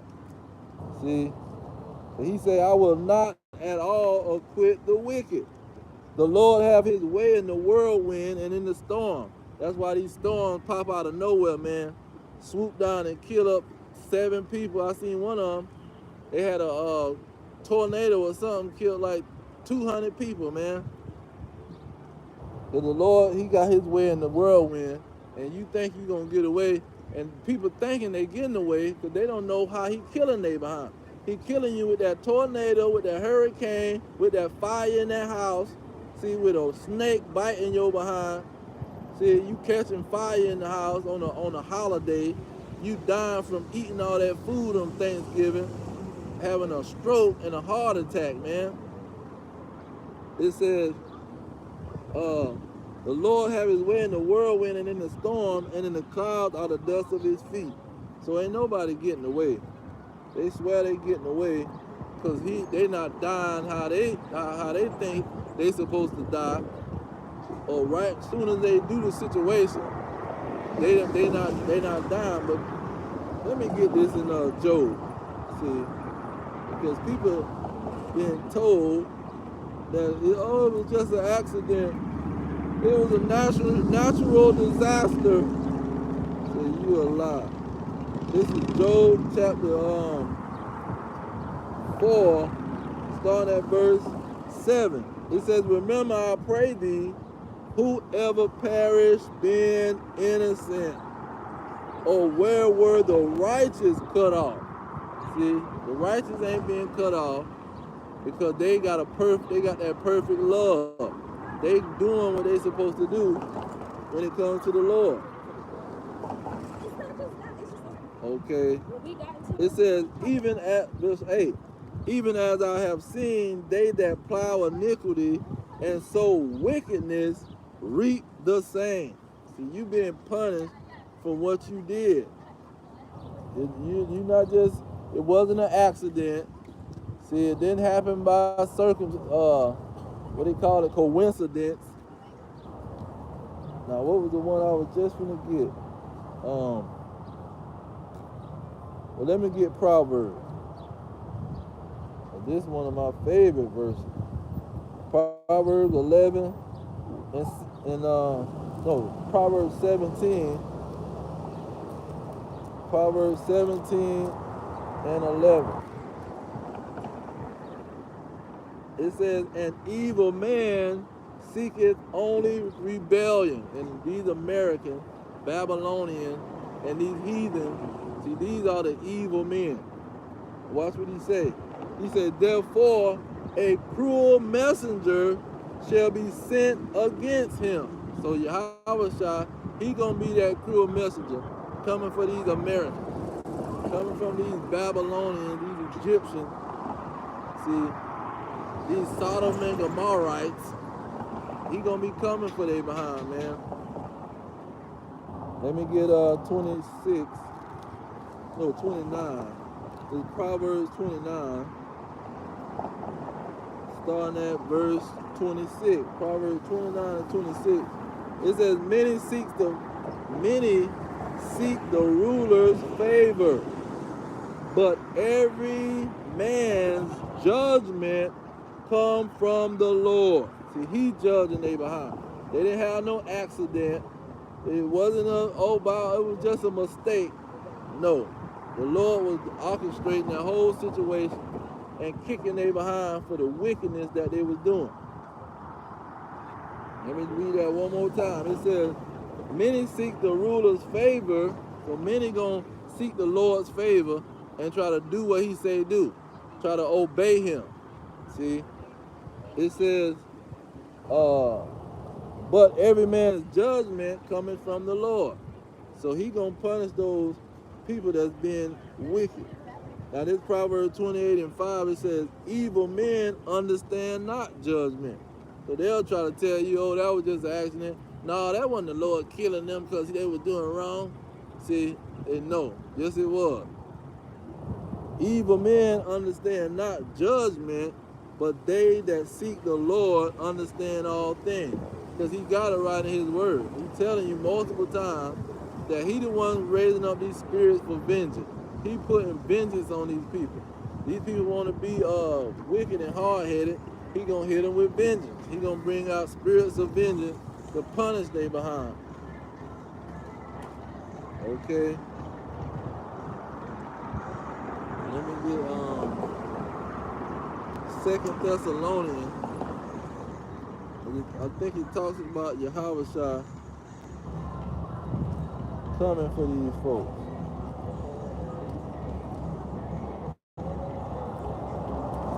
Where you at? How you doing? The 2 Thessalonians, starting with the 2nd chapter.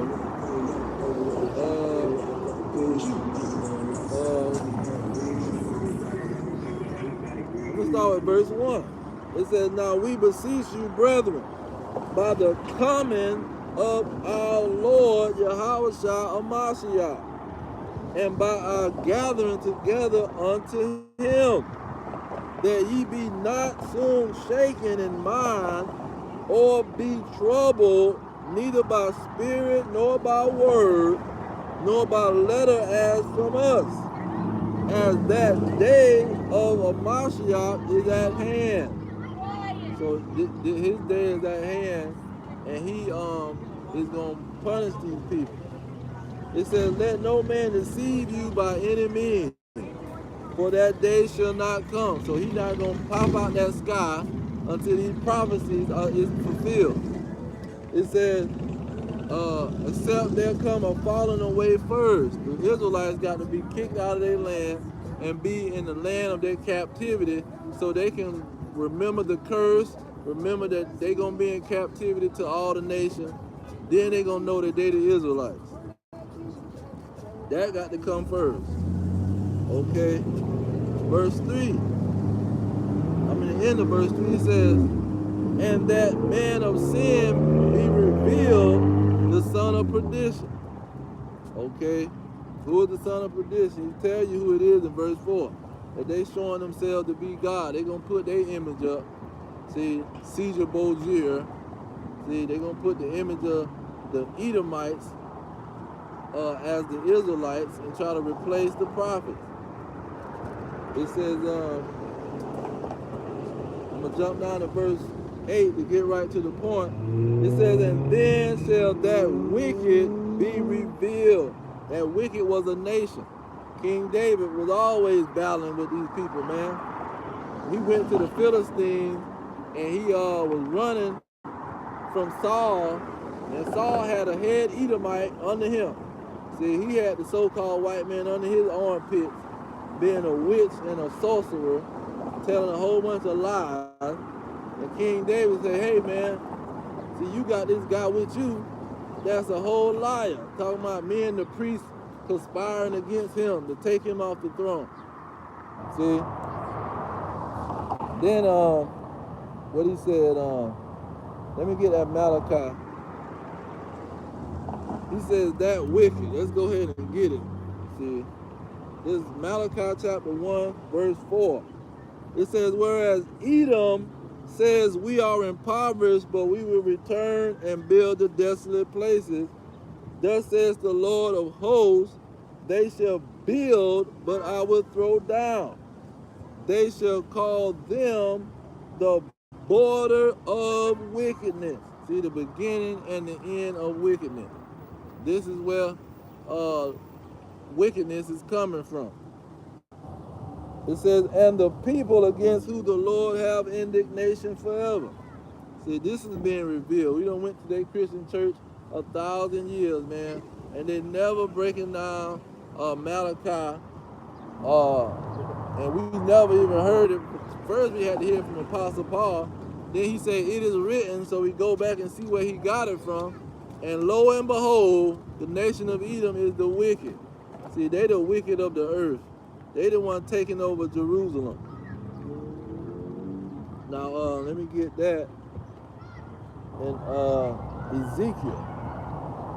Ezekiel chapter 7. It's another place that Yahushua is going to be going to kick they behind. This Ezekiel 7. I'm going to start with verse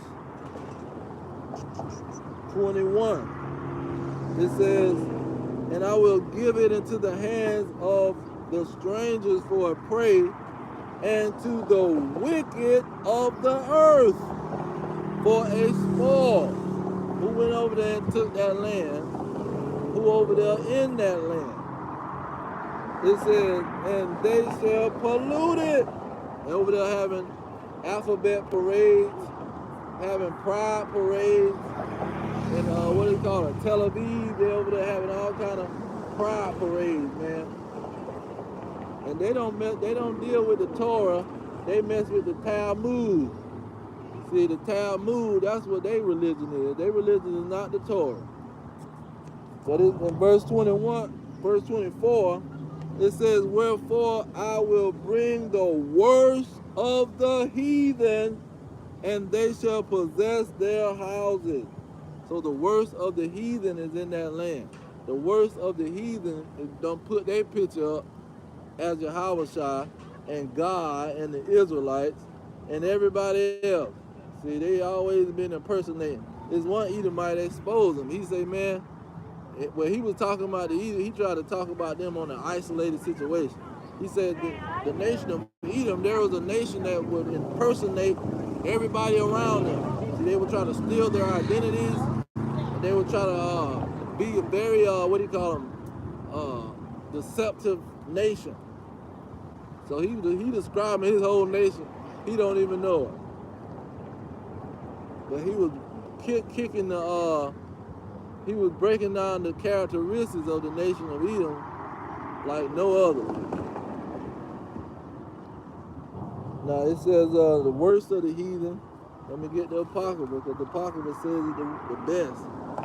Because these are the people that started Babylon the Great America in 1776 with the Illuminati and these the Rothschilds, the Rockefellers, all these elite 13 bloodlines of the Illuminati. See, they over here starting up a constitution and trying to steal this land from the natives. This is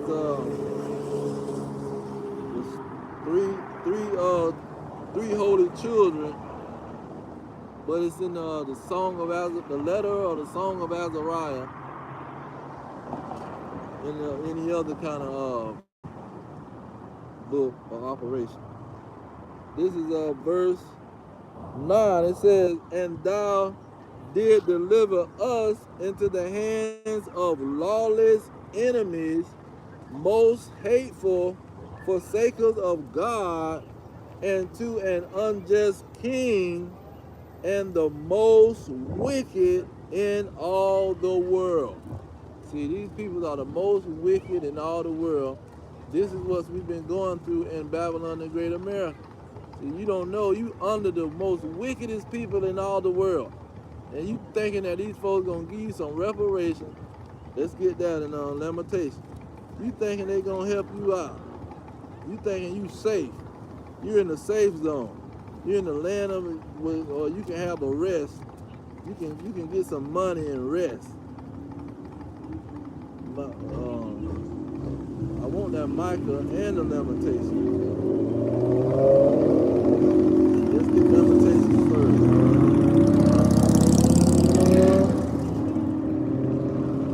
Alright, this limitation. So I was right there the whole time. Limitation. I'm going to just get 17. This Lamentation chapter 4, verse 17. says, as for us, our eyes as yet failed for our vain help. In our watching, we have watched for a nation that could not save us.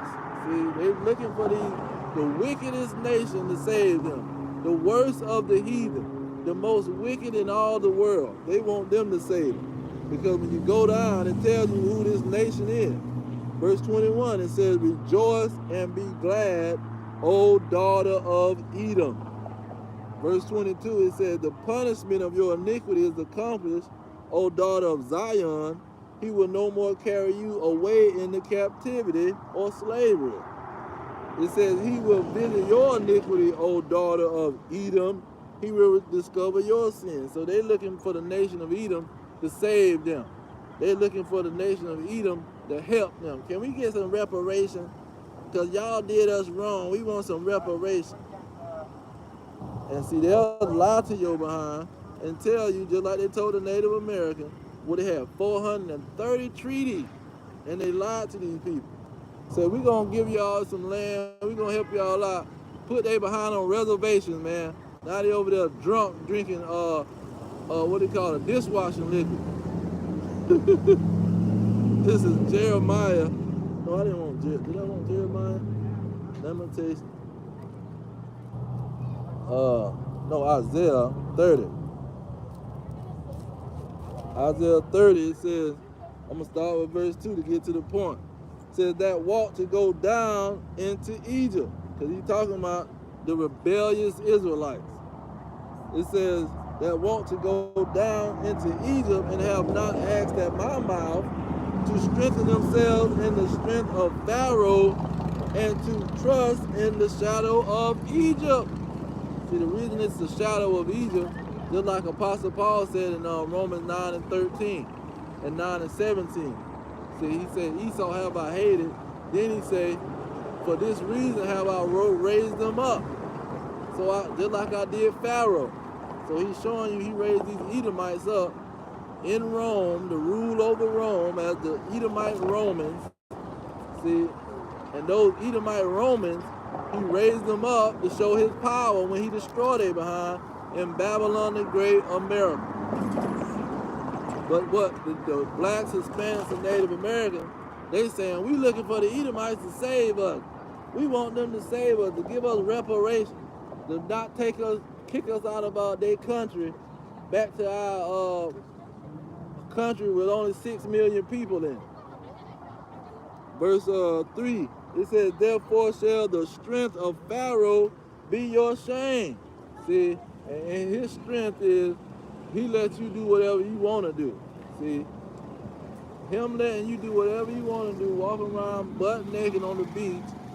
See, walk around with in the grocery store, man, with some darn drawers on.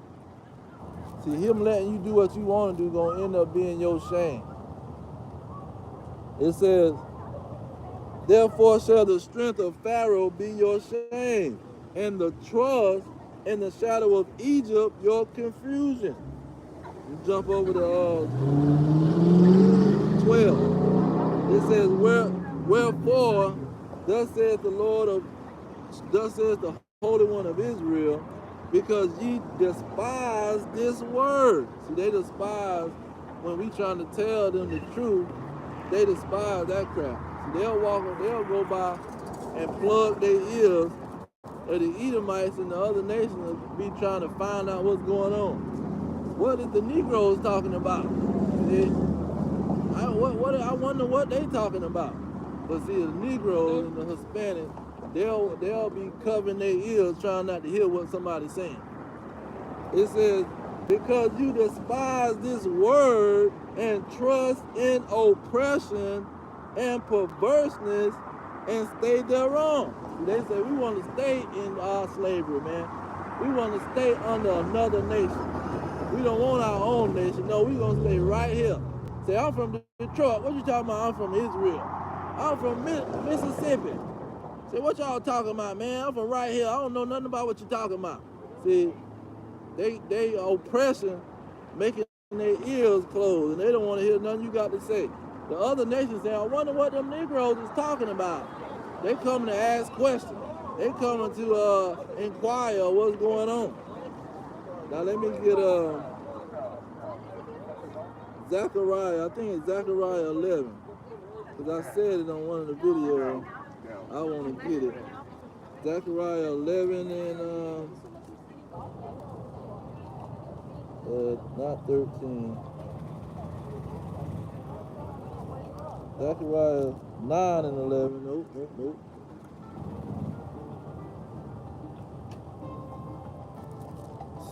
7 and 11. Let me try that. Yeah, Zechariah 7 and 11. It says, but they refused to hearken and pulled away the shoulder and stopped their ears that they should not hear. See, they gonna walk around and, there go our peoples again talking that stuff. But we trying to get reparations and be nice with the so-called white man and the nation of Edom. See, we want to kiss up to and brown nose the nation of Edom so he can give us some breadcrumbs, man.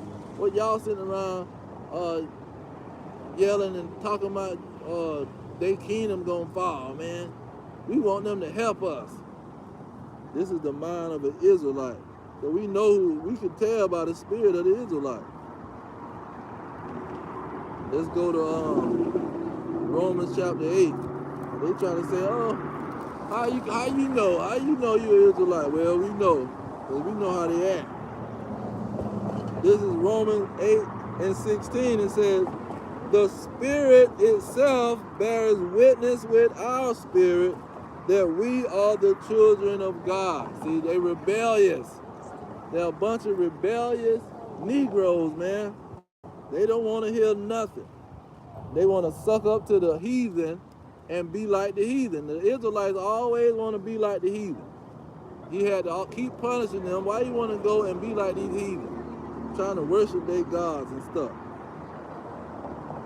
The heathen never was trying to chase down the Israelites. They'll come and ask you a question, but they ain't finna do nothing you got to say. And let's get that in Ezekiel. Ezekiel 33. Ezekiel 33. And I'm going to start with 31. It says, and they come unto thee as the people cometh, and they sit before thee as my people, and they hear thy words, but they will not do them, for with their mouth they show much love, but their heart goeth after their covetousness. And lo, thou art unto them as a very lovely song of one that has a pleasant voice. So they go up in them churches, man, and they acting like they gonna be a Bible obedient follower. See, and that's a lie. They're not gonna do it. It says, and can play well on the instrument, for they hear your words, but they do them not. And when this cometh to pass, lo, it will come. Then shall they know that a prophet have been among them. And this is what Yahushua said. He said, you're going to know who the Israelites is, man. Because one thing they're going to be doing that nobody else is going to be doing. What is John 13? Let me see if I can find that. John 13.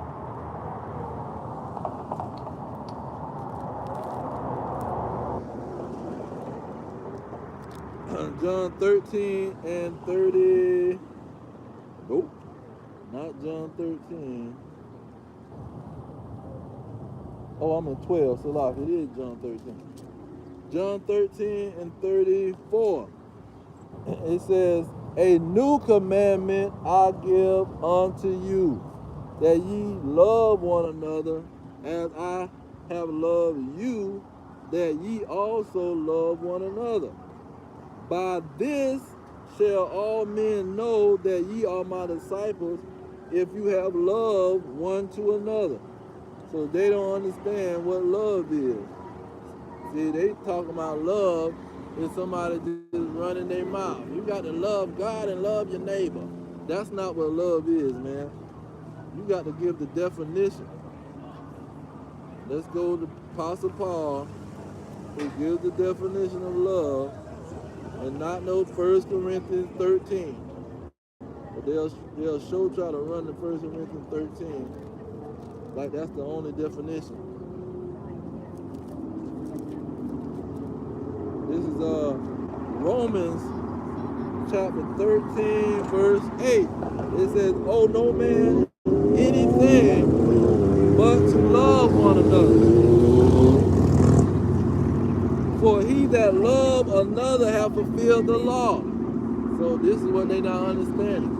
That whole law is what love is. You can't be breaking the law against your brother, talking about you love him. You stealing from him, you lying from him, you're stealing his wife, you're trying to kill him. You can't be breaking all the law, talking about you love your brother. And talking about the laws are done away with. Verse 9, it says, "For this thou shalt not commit adultery, thou shalt not kill, thou shalt not steal, thou shalt not bear false witness, thou shalt not covet, and if there be any other commandment." See, any other commandment, that means all of the commandment. See, if you breaking one of them, I don't want to take it there because they try to take that out of context. But if you breaking these laws on your brother, you can't say you love the man and you trying to steal his stuff and hate on him and cover everything he got. So you got to be, all these laws is set up to show you how you supposed to love somebody. That's what it's all about. It says, "If there be any other commandment, it is briefly comprehended in this saying, namely, thou shalt love your neighbor as yourself." So he was trying to just give you the way to briefly comprehend and briefly understand. Trying to give you a quick understanding of what love is by just saying love your neighbor, but the whole law is demonstrate how you demonstrate love. Love is a demonstration, not you running your mouth talking about, "Oh, we love you." But you don't love nothing. You're breaking all the law. You're lying to me, putting a white Jesus. See, talking about the Israelites is done away with. You're a liar. You know, you got all the history books. You know who the Israelites is, man. You jokers just sitting up there lying, and you the devil. It says, what was it? Was that it?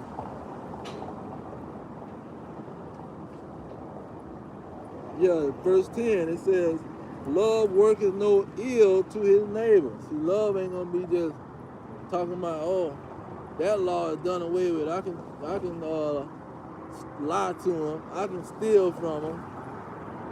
Yahweh came and what you call it? Abolish that law. Say, you abolish law. It says, "Therefore love is the fulfilling of the law." So love is you demonstrating that law on your peoples, because that's a part of that curse too in Deuteronomy 28. Well, my battery about to die. Let me close out. Let me get some Yahweh Shah verses on how he coming back to save the Israelites. This is Luke chapter 1, verse 70. It says, "As he spake by the mouth of his holy prophets, which have been since the world began, that we shall be saved from our enemies and from the hand of all that hate us." Verse 74, "That he would grant unto us that we, being delivered out of the hand of our enemies," meaning out of the hand of our slavery, "might serve him without fear." Now we can do the laws and do it the right way. Because these folks are trying to sneak pork all in your bread, all in your food, try to sneak some defiled food on you. That's why in Ezekiel chapter 4 said we're gonna eat defiled bread in the land in our captivity. Now Matthew, I want to get that Matthew real quick. Matthew 24 and 22 to get right to the point. It said, except those days shall be shortened, there shall no flesh be saved. He's gonna have to come back and save us during martial law, during Jacob's trouble, when they trying to exterminate the Israelites. It says, there shall no flesh be saved, but for the elect's sake, those days shall be shortened. He got to come back for his Israelites. Because they're going to be trying to kill them. They already trying to kill them through the food, through the air, through the water, through abortion clinics. It says, for there shall arise false Christ. That's them putting up false white Jesus, Edomite Jesus, and false prophets, those so-called small hats over there, them ish peoples, and shall show great signs and wonders, insomuch that if it were possible, they shall deceive the very elect. Okay. It says,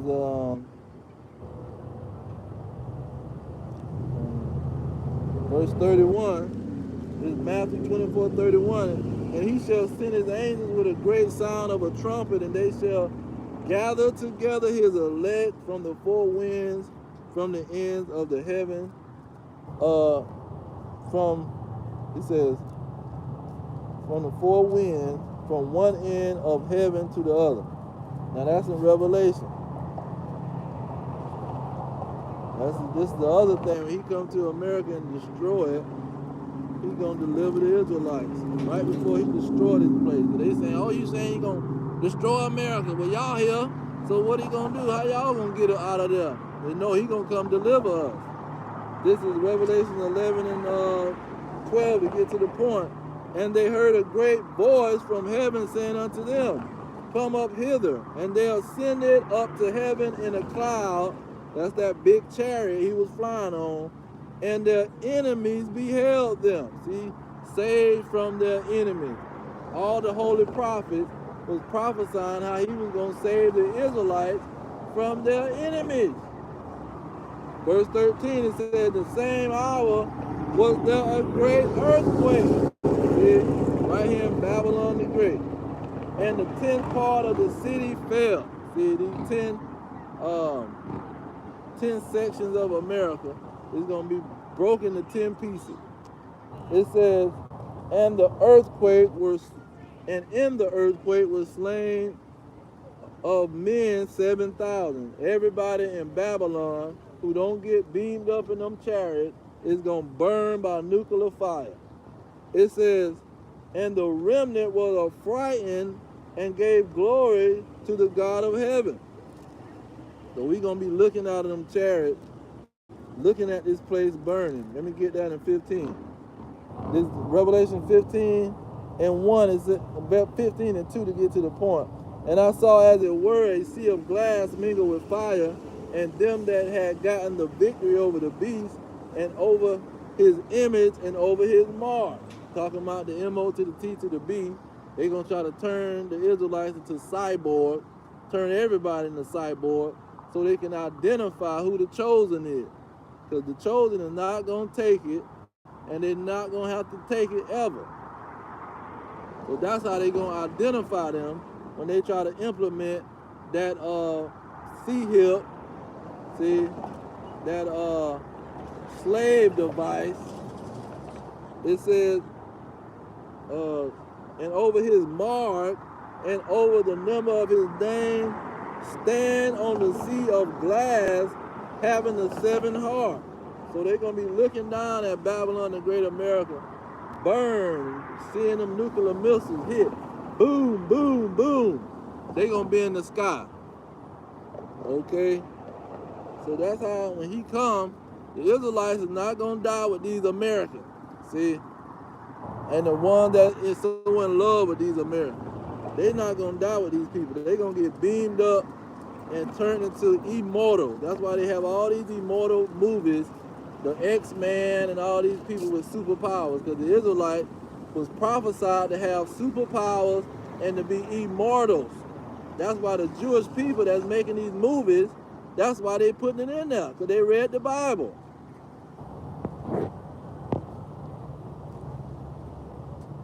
They read the Bible and said, oh, the Israelites is going to be immortals? The house of David is going to be immortals? Yes. Not just a Christian running his mouth. Somebody that done went through slavery, man, and their family done been slaughtered. This is who is going into them chariots. This is who is going to have immortality and live forever.